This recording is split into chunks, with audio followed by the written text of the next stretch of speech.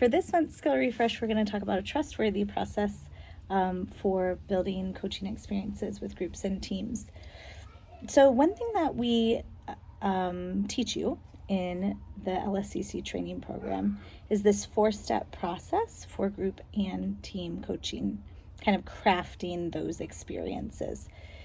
The first step is an icebreaker, then a de-icer, then designing the alliance, and then a group coaching activity. So if you use this formula consistently, you will consistently be able to build trust quickly with your group and move through coaching activities with some sense of ease and engagement. If you don't follow this process consistently with a group, then you might find people disengaged, the coaching experience lacking some value, you feeling a bit stuck or unsure where to go. And so one thing that I do to prepare myself for group coaching experiences is create a flow that's written out of what I'll do for each of these steps. So the icebreaker is just something that decreases anxiety, both in you and in the group or team that you're coaching. This can be anything. It can be an open, curious question. It can also be the way that you set up the space and welcome them. It could also be deep breathing. It could also be something that creates laughter. Any of those things would decrease anxiety. But what's most important is that it decreases anxiety in you and then subsequently will in the group or team. So for me, what decreases anxiety is feeling a sense of connection to everyone else and making sure that my sympathetic nervous system is not activated, so that I'm not in that fight or flight threatened state. So what I'll often do is start with a check-in. Sometimes we'll do a well-being check-in. Where are each of you at in your current state of well-being on a scale of 1 to 10 or on a scale of 1 to 100? Or we'll do a one-word check-in. How is everyone doing right now? In just one word. Everyone shares a word. And then we'll lead them through some breathing. Even if it's just breathing deeply for inhaling a count of 4 and exhaling a count of 4, that'll help decrease anxiety in everyone. The second thing is a de-icer, and a de-icer increases vulnerability. Hopefully, because you've already decreased anxiety, you can increase vulnerability without activating too many people. So increasing vulnerability usually happens through some form of sharing.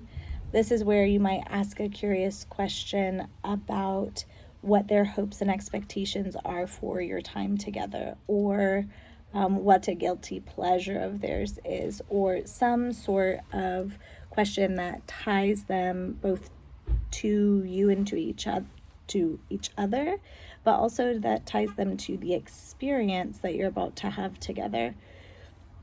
The third thing is designing the alliance, and that is laid out for you. You guys have practiced it. There is a PDF you can easily go through, but every designed alliance has assumptions that you share, agreements that you make, and safety norms that you set.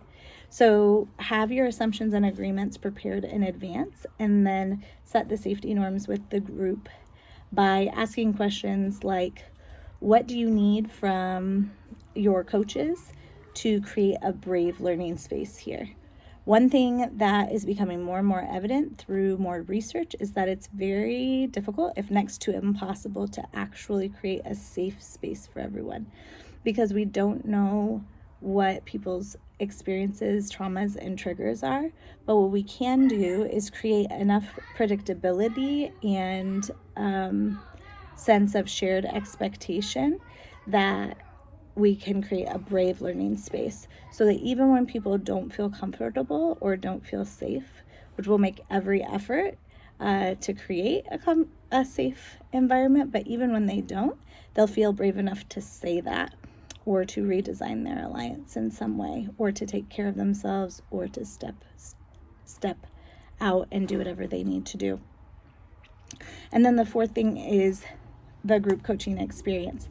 Obviously, this is where you get to be really creative and bring in coaching tools and activities that you love to work with this group around. So that could be a guided imagining like Future Self or House of You. It could be an art experience, a play experience, a nature-based experience. It could be many different things. In group coaching that I did recently, we had people virtually go pick different objects in their house that represented them and share those objects as part of their de-icer, and then did some teaching, and then we had them go choose another object that represented the insight that they had gained around the content. There's lots of different group coaching activities you can do. Earlier in the quarantine and stay-at-home orders, we did a COVID well-being coaching group, and we made optimism cootie catchers as the coaching activity, which sounds kind of childish, but it was very fun, and became a well-being tool that they could use in between sessions.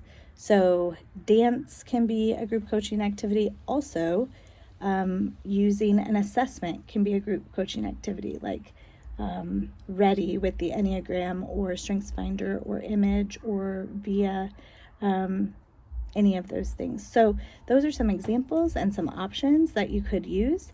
Make sure that at the end you always leave time for completion. So a time to express gratitude, summarize learning, and finish your time well together. And if you follow that trustworthy process, you will just, it might still be nerve-wracking to do your first group and team coaching sessions, but it will work. It'll just work. So there's your skill refresh for this month.